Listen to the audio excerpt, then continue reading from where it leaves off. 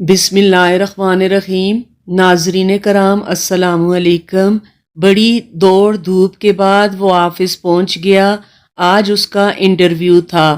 وہ گھر سے نکلتے ہوئے سوچ رہا تھا، اے کاش آج میں کامیاب ہو گیا تو فوراً اپنے پشتینی مکان کو خیر باد کہہ دوں گا اور یہیں شہر میں قیام کروں گا۔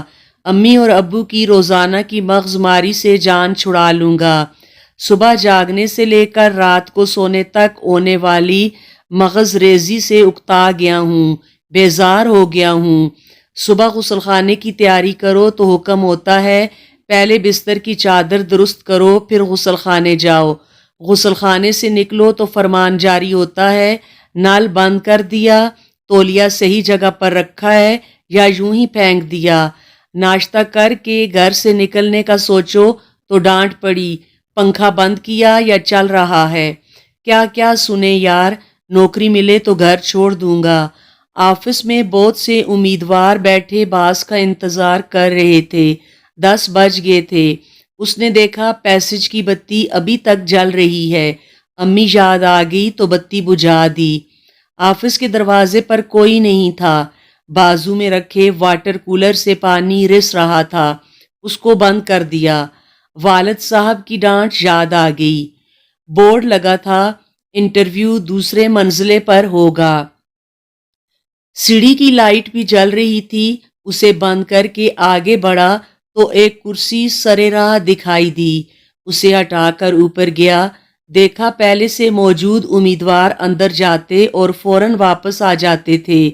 معلوم کرنے پر پتہ چلا کہ وہ اپلیکیشن لے کر کچھ پوچھتے نہیں ہیں، واپس بھیج دیتے ہیں۔ میرا نمبر آنے پر میں نے اپنی فائل مینیجر کے سامنے رکھ دی۔ تمام کاغذات دیکھ کر مینیجر نے پوچھا کب سے جوائن کر رہے ہو؟ ان کے سوال پر مجھے یوں لگا جیسے آج 1 اپریل ہو اور یہ مجھے پھول بنا رہے ہیں۔ مینیجر نے محسوس کر لیا اور کہا اپریل پھول نہیں، حقیقت ہے۔ آج کے انٹرویو میں کسی سے کچھ پوچھا ہی نہیں ہے، صرف CCTV میں تمہارا برتاؤ دیکھا ہے۔ سبھی امیدوار آئے مگر کسی نے نل یا لائٹ بند نہیں کی۔ مبارکباد کے مستحق ہیں تمہارے والدین کہ جنہوں نے تمہیں تمیز اور تہذیب سکھائی ہے۔ جس شخص کے پاس سیلف ڈسپلن نہیں، وہ چاہے جتنا ہوشیار اور چالاک ہو، مینجمنٹ اور زندگی کی دوڑ میں پوری طرح کامیاب نہیں ہو سکتا۔ یہ سب ہو جانے کے بعد میں نے پوری طرح یہ طے کر لیا کہ گھر پہنچتے ہی امی اور ابو سے معافی مانگ کر انہیں بتاؤں گا کہ آج اپنی زندگی کی پہلی آزمائش میں ان کی چھوٹی چھوٹی باتوں پر روکنے اور ٹوکنے کی باتوں نے مجھے جو سبق پڑھایا ہے، ان باتوں کے مقابل میری ڈگری کی کوئی قیمت نہیں ہے۔